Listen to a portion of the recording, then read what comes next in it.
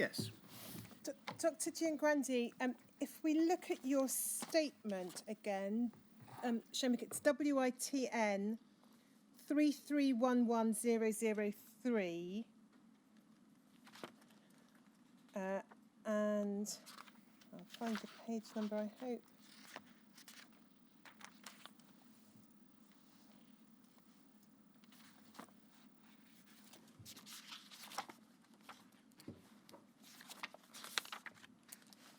So it's question 152. I think it's probably page 84, Shomik. So paragraph 162? 152. Thank you. Yes. So this is a question about the HCV look back, and reference made to some various documents. And then if we go down to your answer, you say that you weren't involved in this exercise and cannot comment. The reason for that is that my colleague, David Keeling, by this stage had risen to become the vice chairman of UKCDO. This was an aspect that, because he was closely involved with it, he dealt with this on behalf of Oxford. In that case, that effectively was the question I was going to ask, whether it was dealt with by somebody else or whether Oxford was not involved. But I'm sorry if it wasn't clear.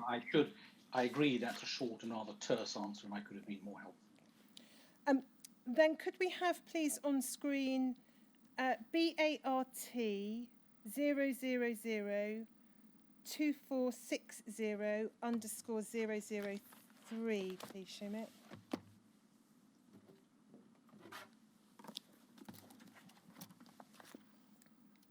So this is a document headed UK Scientific Advisory Group meeting, May 1992. The participants are 5 clinicians. I think we've heard from all of them now, and you're the last, and I'm afraid the first I'm asking about this. And then we can see representatives from ARMA present. And it's obviously a meeting in London. There's a reference to dinner and lunch and so on. And then subjects for discussion. What does the panel want from industry? And then 2 EEC directives on self-sufficiency and unpaid donors and their impact on the UK plasma industry, problems and solutions, and then concerns from the market. Can you recall what the scientific advisory group or this panel was and what your involvement in it was? Okay. I mean, the first thing I want to point out is that in my statement, you'll see very clearly that I declared right from the start, before you showed me this document, that I had done advisory work for ARMA. So this is nothing new, and I want to make that clear. So I had declared that. These sort of meetings were held just occasionally, and advisory boards, I find them very useful, actually. They are an opportunity for clinicians, either nationally or internationally, to focus on topics of current interest. I have no recollection of this meeting, obviously, so long ago, but I think it's clear from the agenda, there's nothing really overtly promotional about this. It's really to share a view. One of the things that I do remember that came out of this, which I found very useful, was that in terms of communication to and from industry, Robert Christie used to produce some very good summaries of literature. Remember, this is a time, 1992, before the internet. And he used to send out very good summaries of publications in the field of haemophilia. And I found that particularly useful, actually. But there's nothing overtly promotional about these. These are meetings of genuine interest. I found them very interesting. I understand you don't have recollection of this particular meeting back in 1992. In terms of the subjects for discussion, are you... can you assist us with why the issue of unpaid donors and impact on UK plasma industry might have been a topic for conversation? I'm afraid I can't. I mean, this has been an ongoing issue. And I think it's interesting to see, and I noticed when you sent me this document, unpaid is in quotation marks. And I do remember that many industry feel that sometimes the distinction between paid and unpaid donors is not entirely clear. It's certainly the case in some countries, and there's a lot of literature on this, and it's probably best addressed to someone working in transfusion, but they get some form of recompense, be it a couple of days paid leave or travel vouchers or other things. So I think that is why that is in quotation marks. But I think this has been a debate for a long time now, the question of the safety of paid donors. And I'm not a transfusion expert at all. I presume you'll be speaking to some, but I think the feeling is that now they are no longer seen as the pariahs that they were once seen as. More generally, and you're right that your statement has provided information about consultancy work for pharmaceutical companies and so on. More generally, do you have any experience of any particularly lavish hospitality or gifts or approaches of that kind from pharmaceutical companies? Not gifts. I mean, clearly I have been over time received support from pharmaceutical companies, often to travel to conferences, for instance.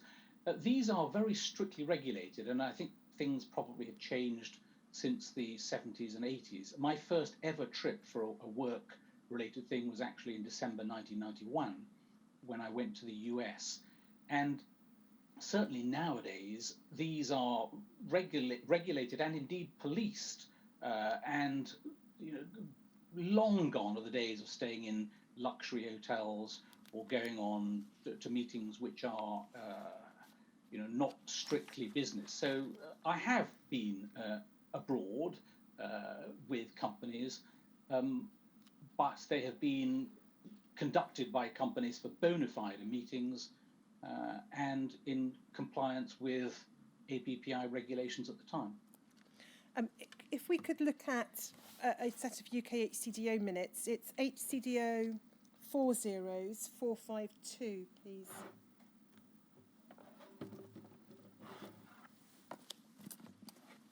These are the minutes of a meeting in 1994.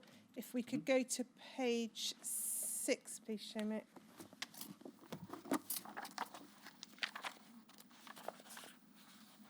We can see paragraph 8 is declaration of interests. It says Dr. May was invited to speak on this item. She said that declaration of interest was required by the Constitution. The document gave the framework for the declaration of interest and was based on a document used by the CSM. Dr. Colvin suggested he should write to all regional representatives asking for a declaration of interest. This was agreed. Just pausing there, is it right to infer from this document, or are you able to assist us more generally, that this is effectively the first time with the constitution that we know was introduced in the early 1990s, that UK HCDO directors were asked to complete declarations of interests to UK HCDO? It looks like it. I can't remember anything else before this. Before we leave this document, there is also an issue raised here, and it's raised in some other meetings, about the presence of Department of Health representatives at UK HCDO meetings. Mm-hmm. Do you recall discussions about that and any concerns expressed about Department of Health reps routinely attending UK HCDO meetings? Yes, it was an issue. I have to say there was one, and I won't mention his name, although it appears in documents. He was a haematologist, and actually I found it useful that he attended our meeting. I thought it was useful to have a Department of Health representative, but I can understand that people would see a perception that the Department of Health, they are different, and just like companies should sometimes be excluded. So I think it's quite appropriate that we had links with the Department of Health, but equally I think it's reasonable to have private sessions too. And then, just still on the topic of declarations of interest, if we go back to your statement, Shemek, it's WITN 3311003.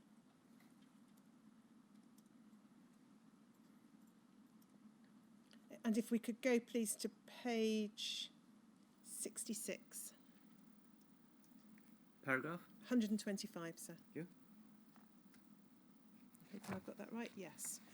So paragraph 125, point 1, you've said there that my trust, so the hospital trust which employed you, introduced a requirement for declarations of interest some years ago. I believe this was in around 2004 when the new consultant contract was introduced. I've complied with this.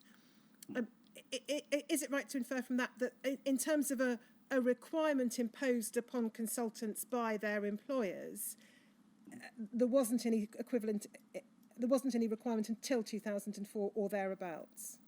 No, I don't remember it. I mean, what actually happened, to be clear, was under the original, when I started in '93, there was what was called the old, what we now refer to as the old consultant contract.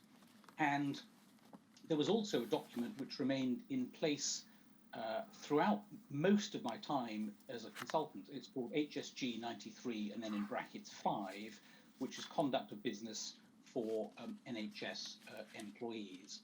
Now, the thing about the old consultant contract was that it didn't actually, it was quite loose, and it didn't specify hours. So you were allowed to, if someone wanted to come in at 10 o'clock, you came in at 10 o'clock. But the main thing is, I refer to that, is because of the private practice issue. And there was a limit of 10%. You could do private practice and do additional work, but it could not be more than 10% of your income. And every year you had to, you would get a little pink form that would come through in all the NHS, and you had to say yes or no, have I gone over that 10%? And in my case, never. If you did, you were allowed to do it once. If you did it a second time, you'd be obliged to move to a maximum part-time contract. Now, when the new consultant contract came in, actually it was 2003 was the new contract.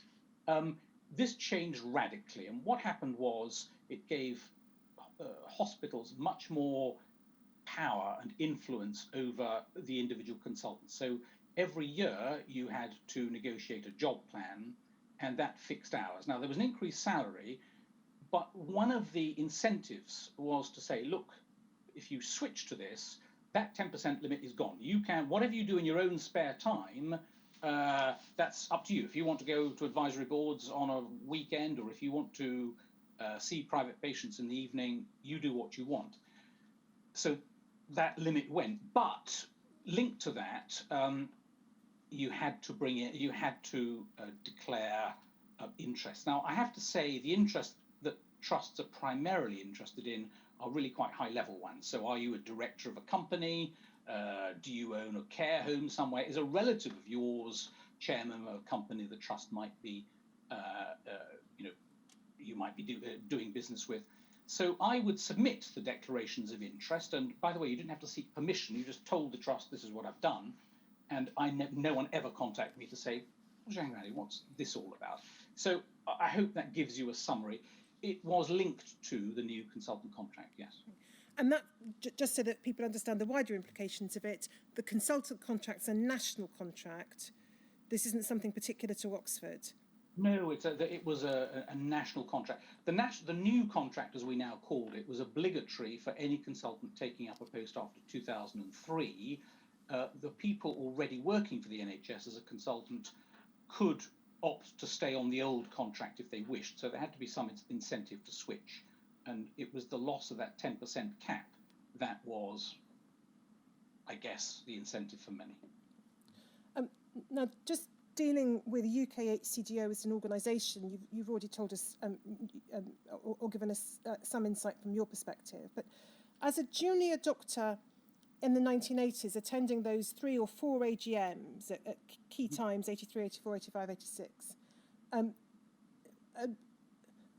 do you have any particular perspective as to how the AGMs operated, the ability of I've heard others say that it was a bit like going to a sort of shareholder meeting, that, that the floor, there may be some questions, but all the key decisions are taken by the key people.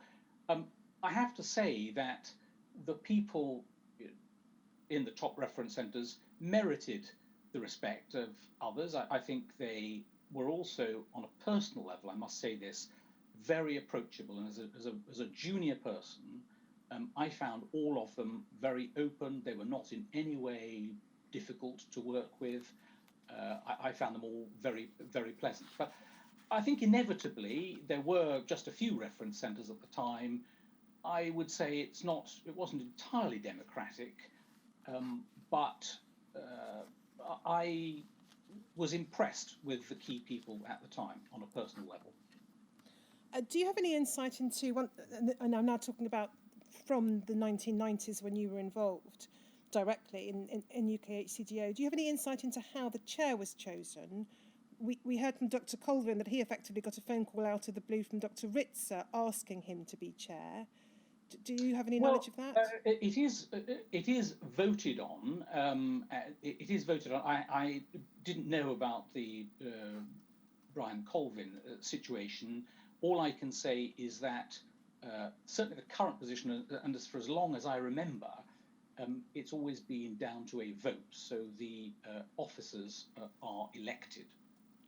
So I think the modern UKHCDO, apart from that change in the constitution, which I think was retrograde, I have to say, I think having an advisory board and an executive committee, I think that was a retrograde step, which disenfranchised many people. But I recognise that was democratically voted upon. It wasn't imposed on anyone. But I think overall, it's a very democratic group of people. And I think that if you look at the chair people, there's a nice mix of younger people as well as older experienced people. And I think it's important that we have people from some of the smaller haemophilia centres as well as the big centres. So everybody gets a crack of the whip. So overall, I think it's an example internationally. And it is an example, actually, which has been copied. If you look at the Italian system, which I know well, for instance, they have modelled it effectively on the British system, as have the Australians. There are some references in UK HCDO minutes. I'm not proposing to go through the detail of the minutes, but to you expressing reservations or concerns about UK HCDO receiving support, financial support, funding from pharmaceutical companies. Yes, I do feel that. I mean, to be honest, leaving the database aside, UKHCDO is not an organisation that requires vast amounts of money. After all it does is meet a few times in an office somewhere, and everyone else paying their travel expenses from their trust. So it's not an organisation that requires a lot of funding. I do think it is best for UKHCDO to not take money from pharmaceutical companies. And allow me to extend the question by saying I think the same is also true of patient societies. And organisations like the UK Haemophilia Society and patient organisations around the world are all too often dependent on money from pharmaceutical companies to survive. One of the recommendations, if I may put in a bid, that I'd like to see come out of the infected blood inquiry, if I may, is that I do think there should be a guarantee of financial support for the UK Haemophilia Society. And that is a recommendation that also came out of the Lindsay Tribunal as well. And I think it is important that patient societies, as well as doctor organisations, be freed from links to pharmaceutical companies. We've had some reference from clinicians to something called the Hemostasis Club. Was that something that you were familiar with? No, I read that I believe Dr. Mitchell mentioned that. I think I did go to one meeting at St Thomas's Hospital, but only one. As I say, we in our region had our own, what we called blood clubs, and I was a regular attender of those, but not the one in St Thomas's. And then could we look, please, at SKIP 5031_106, please, Shomik.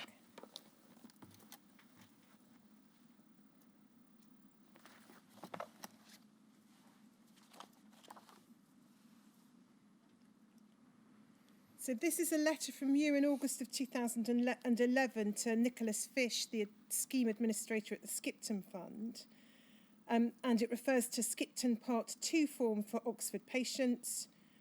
You say in the first paragraph that the Oxford Haemophilia Centre has a large historical cohort and have records of patients going back many decades. And then you say this: I've discussed the various options with our own hospital managers. I understand they've been in your contact with your office as well. I'm now writing to let you know that I've received written managerial approval for us to levy a fee of £75 for the completion of these forms. We are well aware of the expectation, as your office has put it, from the Department of Health that these forms will be completed free of charge. However, there is a significant resource issue raised here, and I've also shared with you the very clear advice from the BMA that we're entitled to charge for completion of these forms, which are quite different from statutory documents such as death certificates, sick notes, etc. I would also make clear that the money charged will be paid directly to my employers and not to me personally. I'll therefore now be writing to all those relatives who've submitted Part 2 forms to us, and I enclose a copy of that letter so you're aware of what we are telling them. Please note, however, I'll continue to complete any new Part 1 application forms that I receive, as these take much less work. And then if we just go, before I ask you about this, to SKIP 5031_108.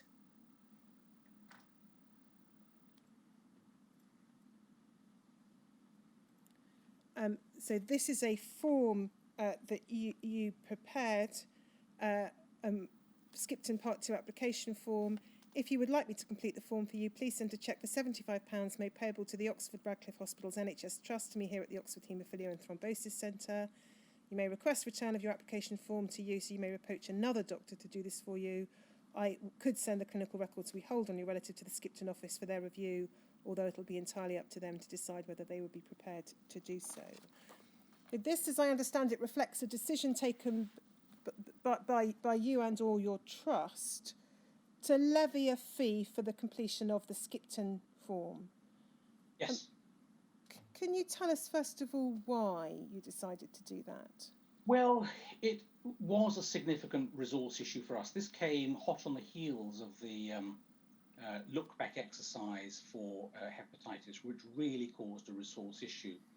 We're a centre with a large number of patients and not a lot of staff. We had just 2 consultants at the time. And having to deal with all of these forms did create a resource issue, and it came up for our monthly management discussion. I'm not going to disguise and say otherwise that it was my suggestion that we consider charging. I should say we have a long history of doing all sorts of forms for our patients. They'd come to us rather than their GPs to get passport forms signed and travel insurance cancellations, all those things we've always done. But there was a resource issue. It took a lot of time. My hope, if I'm honest, was that the Skipton Fund would reimburse this. Everybody was issued with a receipt. And if the Skipton form hasn't done that, I hope coming out of this, perhaps the Skipton form would now be able, the Skipton office or its successors would be able to do so. But it was a significant resource issue, bowled over by the hepatitis C scheme. I mean, there's a limit to the paperwork that centres, especially large ones, can take on. If you've got just a few patients, that's easy. Let me say also that no patient ever complained to me, no patient ever said I can't afford it, in which case clearly we would have waived it. And I'm not going to deny that's what we did. Levying a fee of £75 for completion of the form is not going to alleviate the resource issue that you identify in terms of time, unless the intention was that people would be discouraged from submitting the applications at all. This is, I fully accept your argument. You are absolutely right. It was certainly not to distinguish. I know you had this discussion, I believe, with Charlie Hay about a database fee. It was certainly not my intention at all. But it would have left patients effectively with no or little choice. They had to pay if they wanted to be able to make an application. You're quite right to, I'm not going to disagree with you. Does it not strike you as curious that in circumstances where an NHS body has, through its treatment, caused the infection that gives rise to the need for financial assistance, that same NHS body then effectively charges the patient for the information they require? I accept your argument. Do you know whether this system, I know you retired in 2015, Doctor, but do you know whether this fee is still levied by Oxford? I don't know, I'm afraid. Well, we can no doubt ask that question of Dr. Keeling. No, he's retired. Oh, well, in that case, we can no doubt ask that question of whoever is currently Well, we responsible. can ask the Trust Chief Executive, can't Yes, we can.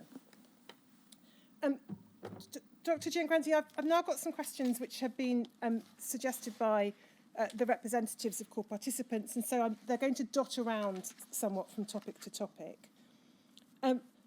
The first is this, and I'm asking you now to go back to that part of the early 1980s when you worked for a period of time with Dr. Krask. Did Dr. Krask tell you anything or ever discuss with you the work of the Hepatitis C Working Party or the evidence or concerns about the seriousness of hepatitis C? No, he didn't. I mean, my link with him was, he obviously regarded me as a very junior person. When I was in Manchester, I didn't even know he had any link with the haemophilia community. And although he was extremely nice to me, I was a very junior person and he never discussed anything like that with me personally. You've, in correcting the passage of your statement about patients being informed of their diagnosis with hepatitis C, and in the evidence you gave this morning, do you accept that as a consequence of the delay in, or a consequence of a delay in telling patients that they're hepatitis C positive, is that for that intervening period they've had no opportunity of informing partners or GPs or other providers of treatment to them of the possible risks of exposure to the virus? Yes. Does that concern you? Well, I think when you look at the time scale, I mean, many of these patients had been infected in the early 1970s. So by the time we're talking of a difference, so let's say the evidence is quite clear that people were infected with hepatitis C, usually with the first dose of concentrate they received. So for many people, that will have been in the 1970s. So in terms of proportion on the time scale, the difference between 1990 and let's say 1992 is a relatively small proportion, but I accept there was a delay. You may be right, it's a small proportion, but of course there might be plenty of opportunities within a year, 18-month, 2-year period for there to be interactions with medical staff for the first time, nurses, opportunity for injuries, particularly people who have bleeding disorders. I accept that. You told us earlier about the Blood Club and this, as it were, informal gathering of clinicians from the range of centres in the area for which Oxford had overall responsibility. Can you recall whether the specific guidelines we looked at earlier, the guidelines in relation to the management of chronic liver disease, were those discussed, as far as you can recall, in the Blood Club? No, the majority of the case, they were literally case presentations usually. So these were not academic lectures. They were mainly talking about interesting or new cases, and there may be some discussion about how to manage them, alternative options. It wasn't didactic in that way of going through publications, although it may be relevant to discuss publications. And I'd asked you earlier about whether the UK HCGO as a national organisation or the Working Party had monitored compliance with the guidelines, and you indicated it hadn't. But did the Oxford Haemophilia Centre, as the centre with a degree of responsibility for the centres in the local counties that we referred to earlier, did you monitor or review or raise with those other centres the extent to which they were meeting those guidelines or making available specialist hepatology care to their patients? Well, most of it was actually centralised in Oxford. So although Joan Trowell was not just looking after patients in Oxford or from the Oxford area, she would be seeing patients from the whole region. And it was only in much later years that actually, with her successor, that some devolution took place. So really it was very Oxford-centred, both for HIV and for hepatitis C. You This morning I asked you about whether you'd had any involvement in the HIV litigation, and you said you hadn't in the large class action, but that you had been asked to comment on one or two letters by your trust. Without asking you to go into details about any individual cares, any individual patient's care or any individual case, can you recall broadly what kind of issues you were being asked to comment on? I'm afraid I can't, because this is going back a really long time. I'm really sorry, I can't.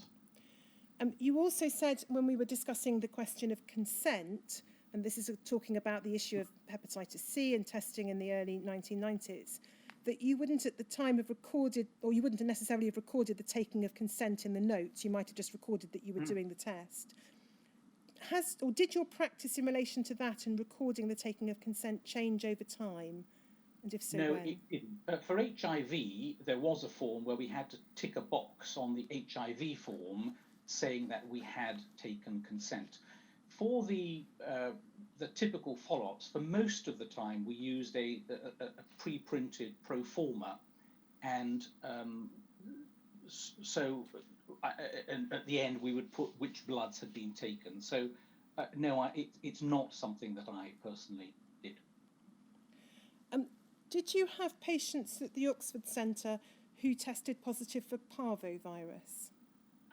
We never tested anyone for parvovirus. I think it was only a few research cases where that was done, or where there were very obvious cases. And despite having had children under our care, I never came across a case of which convinced me that a patient had parvovirus. So I never did any serological tests for parvovirus.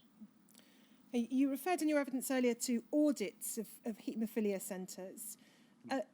Is it your understanding that this was only undertaken in respect of the comprehensive care centres and not the smaller centres that didn't meet the criteria? Yeah, that is a fact. I believe that system may now change. And originally audits, when they were introduced, were on a 3-year basis. Then there was a 5-year basis. But I believe the plan is now to extend that, and I think it should happen. And by the way, the audits are, I think they're extremely useful.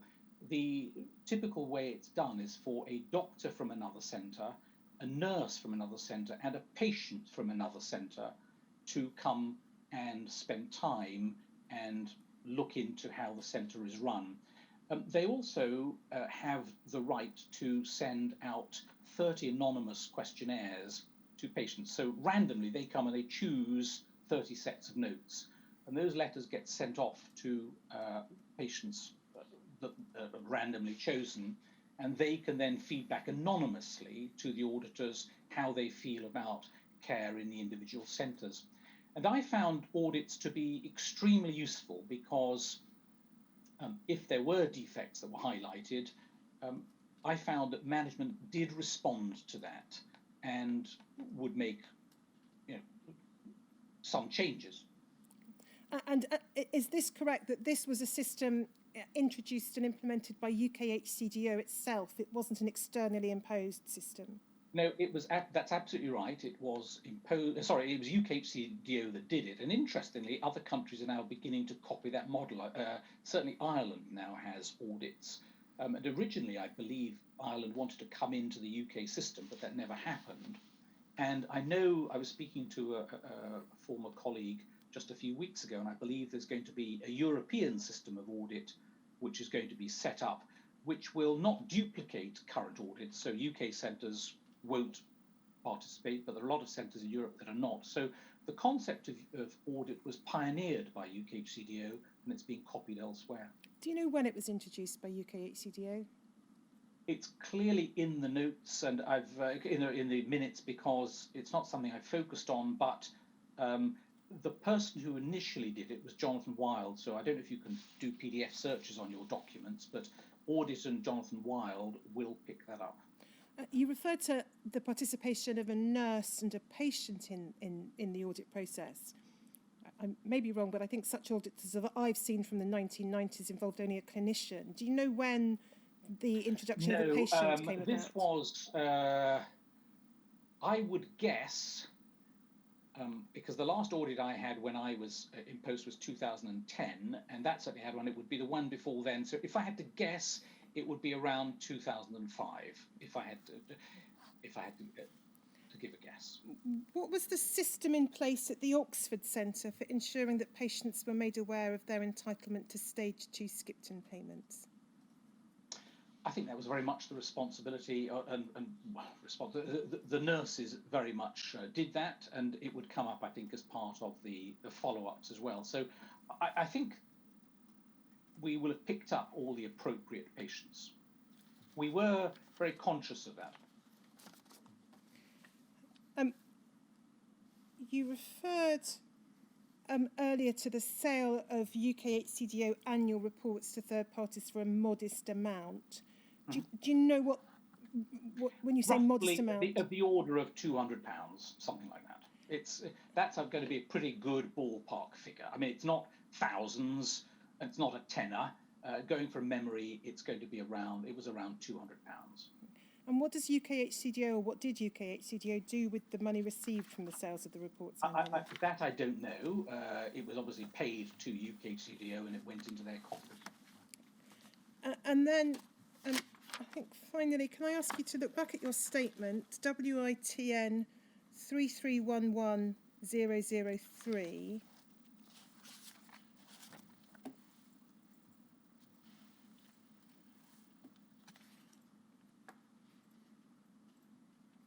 And could we go to page 17, please, Shumik?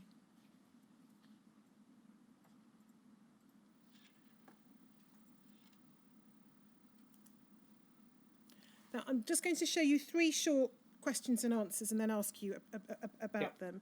So question 28, you were asked what was your understanding of the relative risks of infection from the use of commercially supplied blood products and the use of NHS blood products. And your response was, my knowledge would have been informed from teaching, medical journals and lectures. I cannot give any specific dates. And then if we go down that same page, you were asked in question 30, when you began work as a senior registrar in haematology at the Westminster Hospital, so I think that would have been roughly 1983, what was your knowledge and understanding of the risks of transmission of hepatitis from blood and blood products? And then you're asked what were the sources and how did that develop over time? And your answer in 30.2 was your knowledge would have been informed from teaching, medical journals and lectures. I cannot give any specific dates. And then if we go over the page, the last question and answer I want to ask you to look at. Bottom of the page, question 34, you were asked what was your understanding of the nature and severity of the different forms of blood-borne viral hepatitis and how did that understanding develop over time? And you've given the same answer, my knowledge would have been informed from teaching, medical journals and lectures. I cannot give any specific dates. Now, Dr. Giangrande, it might be said, and indeed it has been said by a representative of core participants, which is why I'm asking you about this, that you've not actually answered the questions that you were being asked, which asked you to set out what your actual understanding at relevant times was in the respects identified. Can I invite your comment on that and ask you to explain why the questions weren't answered, if you accept that they weren't? There are two separate questions, I think, there. Yes. First the comment and then the answer. Why didn't you say what your knowledge, what your understanding was, rather than what your source of understanding was? Yes, that is a very fair point. I think what I was trying to say when I read that, I mean, I have to say, what I was trying to say is that I didn't remember the particular times and journals that I had read. You know, I couldn't say in 1976 I knew the following. I just had, you know, I couldn't give a logical sequence of my memory of events from so long ago. I agree it's not a helpful answer. I think we've been able to explore it in much more detail in oral evidence today, but I agree it's not a detailed or helpful, correct answer. If you would just give me a moment, sir.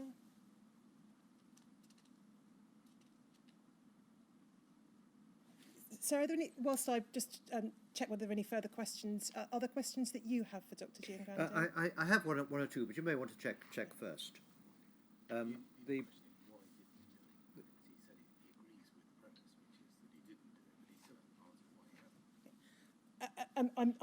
simply asked to press you, Dr. Giangrande, on why you didn't answer the question in relation to knowledge of risk? To be honest, this was a very long document, and I did my best. It's taken a lot of time. I honestly just felt, looking at that I couldn't remember in detail. I just couldn't give precision time points of what I knew when. I couldn't say I read this particular paper, what my view was at a particular time. I just couldn't do that.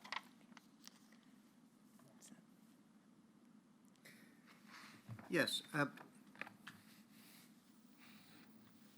2 or 3 questions. Just they may seem to dot around a bit. They're about different matters. When you came back from Italy and found yourself in Oxford, you said, this was I think in 1990, that you were a little surprised that blood testing, that is for hepatitis C, had not yet been introduced here.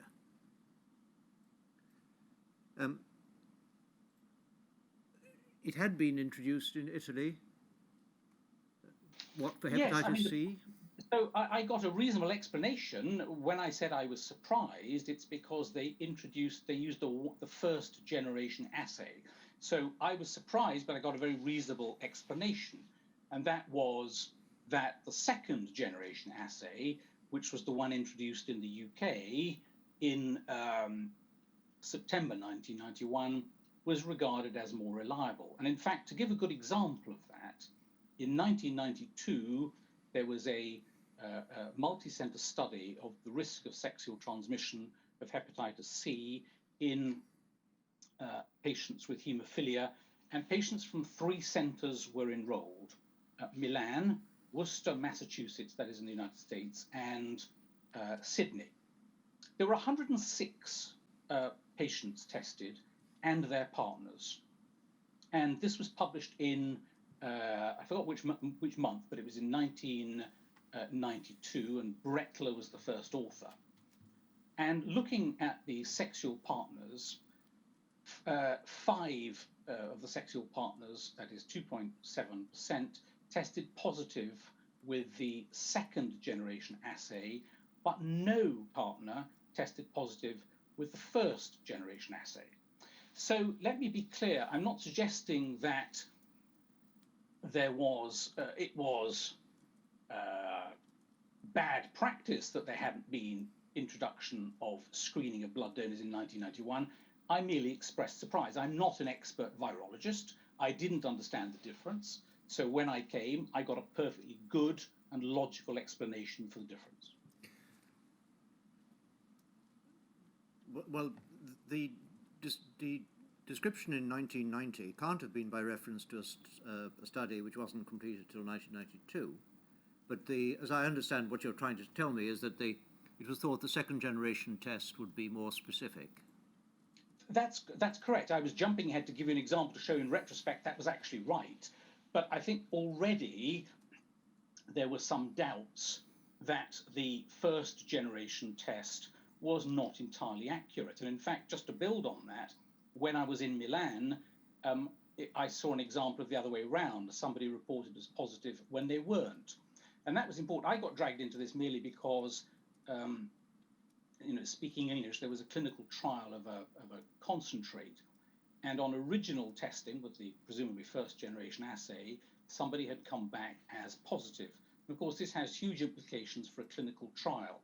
But with whatever confirmatory test they did, they found actually it wasn't positive. And I remember having to draft a letter to explain all of that. So what I'm saying is already by the end of 1990, there were some doubts about the reliability of the first generation assay. And the reason for that is because in the assay, the antibody is directed against one particular portion of the hepatitis C virus, whereas in the second generation assay, they incorporate 3 separate bits of the virus. Yes. Is it your understanding that in Italy, in 1970, the blood transfusion, or their equivalent of the blood transfusion service, had introduced ALT testing? 1970? 1970, yes. I've no idea about 1970. I was at school in 1970. But just that you may have picked it up when you were in Milan working with the blood services there. I wasn't working with the transfusion services there, so I have no idea about what happened in 1970. I see. And apart from the anecdotal test you've given, was there any general feeling in Italy that they shouldn't have introduced the test? I take it from the expression you're being surprised that there was no such feeling.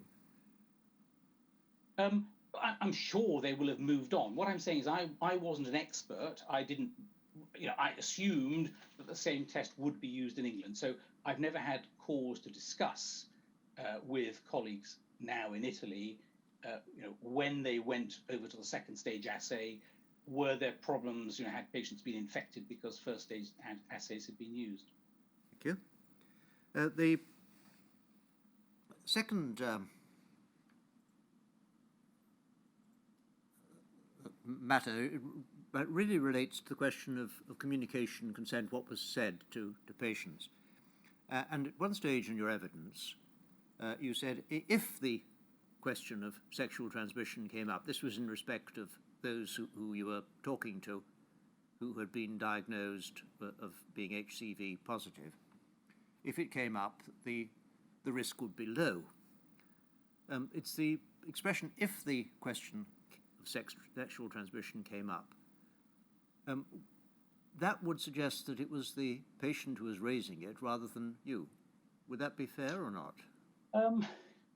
I'd have to remember, and I'll look back at the transcript, exactly in what context I said that. I think probably what I was talking about was before we had information. I think the evidence that Ms. Richards presented on the 9th of October sets out in a letter that Dr. Ritzer wrote, I think, to Dr. Tedder, the whole issue of, what to tell patients. And we really didn't have much information about the risk of transmission of hepatitis C sexually until those publications. So the publication I mentioned in 1992, and although the Oxford study hadn't been yet published until 1993, the results of that presumably would have been known internally. So I think what I was trying to say was, in the early days, before we had hard facts, clearly it was not an issue we could give detailed information about. But as I said, clearly on our checklist that we operated, the risk of sexual transmission was very explicitly stated as something we would talk to patients about once we had the information. But I think in the early days, the information was very limited. So when you don't know, might it be perhaps better to advise the patient that you don't know, but there might be a risk? I suppose so, yes. The next question, again, it's to do really with the question of information. That you plainly feel strongly and about the question of personal data being disclosed when perhaps it shouldn't be. And you thought there should be consent for the transfer of data to the UK HCDO database. That's a position you made clear in 2002 and afterwards. Yes. Your understanding was that the database did not take that approach in due course, and you told us about the letters and the communications that resulted in that.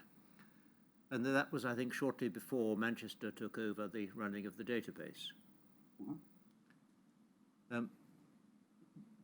Did Professor Savage or St Thomas's maintain its position that they would not send information?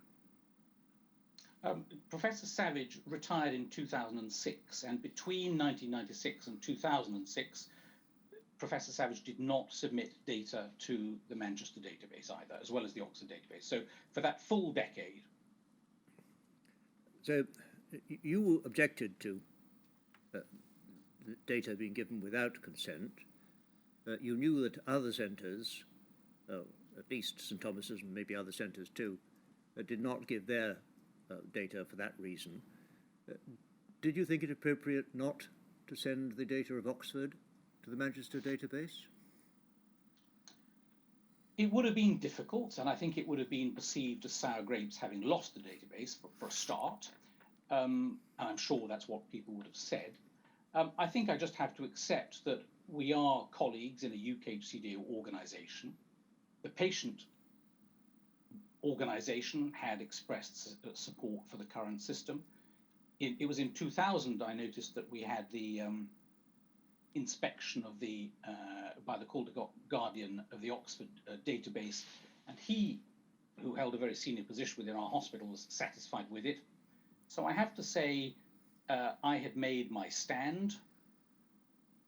A decision had been taken. It seemed to have the general support and consensus, and I followed Professor Hayes' testimony as to how things have developed. So I went along with it. To be honest, I did not ever entertain the concept of not sending information to Manchester. So, for reasons of professional comity, you took a step which you felt, in principle, was the wrong thing to do. Yes. The next question is really about something else which you mentioned. You gave us an insight from what you said about the meeting of the World Federation of Haemophilia in Bangkok, about the fact that the BPL had been selling plasma to countries other than outside the UK. And that this became a question raised because those countries had not been told, or the clinicians in those countries had not been given to understand that there might be some problem with it. This was at a time, was it, when the plasma products from BPL were not being supplied to haemophiliac patients in the United Kingdom? That's right. So the way things had operated is that after patients began to switch to recombinant products in the UK, the British government, because BPL is owned by the government as an integral part of the NHS, they had to find new markets. And they started selling the coagulation factor products abroad quite widely, and in particular the Middle East and also South America. And I have to say they had quite success. They had, after all, these were seen as British, originally volunteer donors, and the products also were reasonably priced because the plasma was free, whereas many other companies have to pay for the plasma, and the prices were attractive. So they were quite successful in that. Now, in 1998, they then started making British plasma products with imported American plasma, and that added a bit to the cost, but the products were still widely used abroad. So given that the edict of the 2004 recall affected people from 1980 to 2001, yes, quite a lot of countries were caught up in that. So it would follow that a product withdrawn on the grounds of safety from use in the UK was being sold to countries abroad, and that the product was the product of voluntary donation by British citizens, no doubt with the view that it was their voluntary act, their altruistic act, in doing something for other patients in the UK through the transfusion service. Did you ever hear any discussion when anyone raised the question what damage it might do to the transfusion service if the ordinary British donor had understood the blood and plasma he was given free was being sold to foreign countries when it was too dangerous to be used in the UK? I've spoken out about that myself. I had an article in The Independent about that very issue. I gave a radio interview to the BBC about that issue. And the then chief executive of BPL came to see me in Oxford about that issue and explained that basically, the products were being sold and it was a way of, they were doing it at cost, but the idea was to subsidize the price of the other products they were making. But clearly there were exactly the sorts of questions that you've raised about, what does the man in the street who's donating blood think about his plasma being sold off to foreign countries? I entirely agree. And what was the reaction to what you'd written, apart from BPL's chairman coming to see you? Not a lot. Actually, I remember it well doing the BBC interview because somebody came to interview me and we talked about, they said, are you ready? There could be quite some repercussions from this, but there weren't. Right. I remember that interview well, actually, because, well, anyway, I remember it well. No, that's all that I have to ask. I told you it would be a ragbag of questions. Ms. Richards. Dr. Giangrande, is there anything further that you would like to say? Well, I suppose I would just like to conclude. I don't want to be seen to be copying what Dr. Mitchell said yesterday, but I was going to say the same thing, and that is I've been very moved by the oral evidence and the statements that I've read of the patients, and really very impressed by the fortitude, and I recognise it's not easy for them to give evidence in this way, and I'm humbled by their testimony. I wish the inquiry well. I think you're doing a fantastic and thorough job. I'm pleased it's taking place. Some people may say it's too late, but I don't feel so at all. I think there are some advantages. You're able to take on topics to address which other national inquiries have not done, such as VCJD, which is uniquely a British issue, the recombinant issue, and I'm pleased that you're going to be taking evidence from pharmaceutical companies, which rather controversially the Lindsay Tribunal did not. But I'd like to end on a note of optimism. I recognise that you're looking back over these months, but I think looking to the future, we have to recognise that Factor 8 and Factor 9 are going to become the past soon. There are many exciting new treatments for haemophilia, and I think after a ghastly and desperate past of real tragedies, I think there is real hope now on the horizon for the future generations. So I got slightly ahead of myself, which is I understand that Dr. Giangrande's counsel wishes to ask. Of course, what he's fully entitled to. So I will sit, and I think you might need to come and swap seats, and we should swap chairs. Yes. Can we hear you from there, or would you come to a microphone position? so won't pick it up for the transcript and the transmission. I shall bring my chair with me.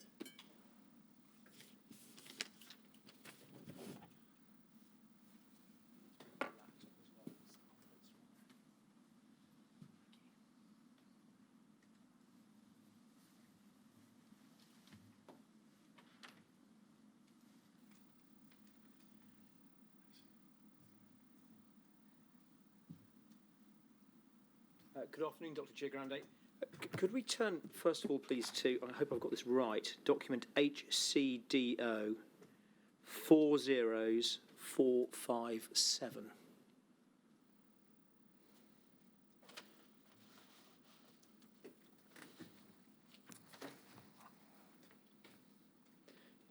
Yes, that's the one. And then to page 8 of that document.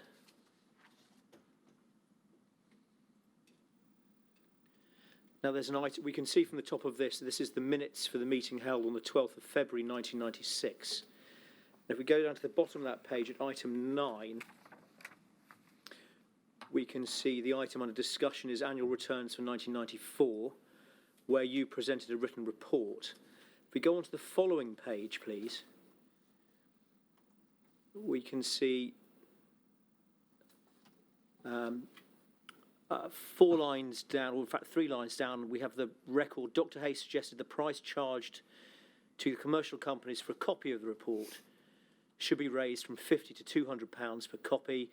And then looking at the last 2 lines, it was agreed that the pharmaceutical companies should be asked to pay £200 per copy for the report. So it appears from that, Dr. Giangrande, that it was £50 until February 1996 and then raised to £200. I think you said you thought it was about £200. Is that right? Yes, going from memory, that's the figure that I had. So thank you for highlighting that. I hadn't seen that in the documents. The second issue is this. You're asked by the chair that was it professional committee that was a factor in you continuing to submit the data to the database when it turned to Manchester, and you said yes. You'd referred earlier, a few moments before that, to the Haemophilia Society being aware and being supportive of the database. If the Haemophilia Society, or if you'd learned that the Haemophilia Society had been expressing any unease about the database being used in this way, might that have made a difference to you in 2002? Yes, I mean, I was reassured by the fact that clearly the Haemophilia Society supported the status quo.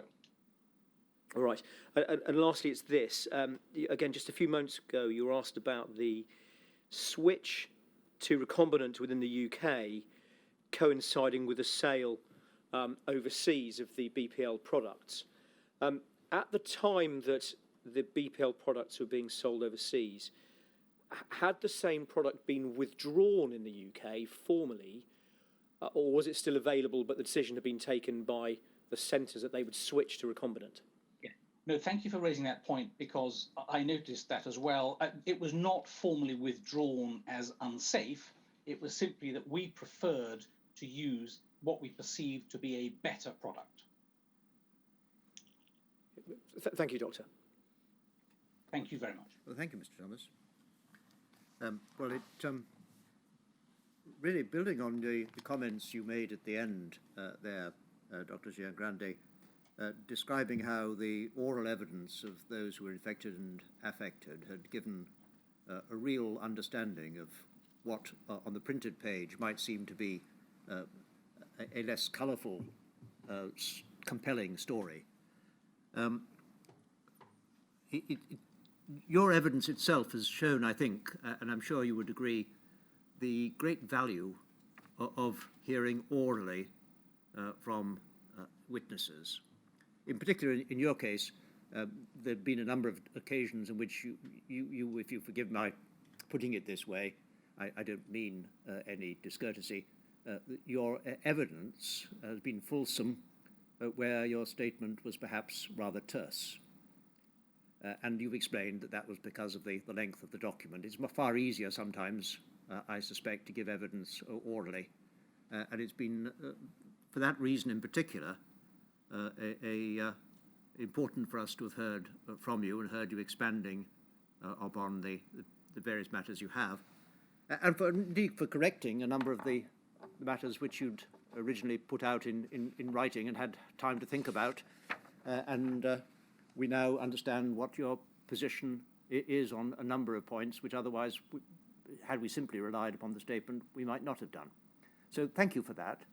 And thank you for the lively way in which you've expanded, and in fact you've been fully prepared to give us the benefit of your experience, not just in the UK, but given us something of a flavour of Europe from time to time, where plainly you've had a considerable involvement. And that's that, together with the issues which your evidence has highlighted over consent, communication, and the aftermath of the testing, has been very informative. So can I thank you on behalf of the inquiry for your evidence thus far? Thank you so much, Sir Brian. I really appreciate your words, and I wish you every success in the hard work and task you have. Thank you. So that's it for this week, and we are not sitting next week. We resume on Tuesday, the 1st of December, with the evidence of Professor Ludlam, which will be heard over the 4 days, Tuesday, Wednesday, Thursday, Friday of that week. And then the week after that, we hear evidence also relating to Scotland from Dr. Pettigrew, Professor Han and Professor Lowe. And the following week, is that a full 5-day week? Yes, the second week is a full 5-day week. So we have 9 days of evidence on the trot, as it were, yes, split only by the weekend, beginning on the 1st of December. Yes. At 10 o'clock. Yes. So those who are watching at a distance, at 10 o'clock, 1st of December. Thank you very much.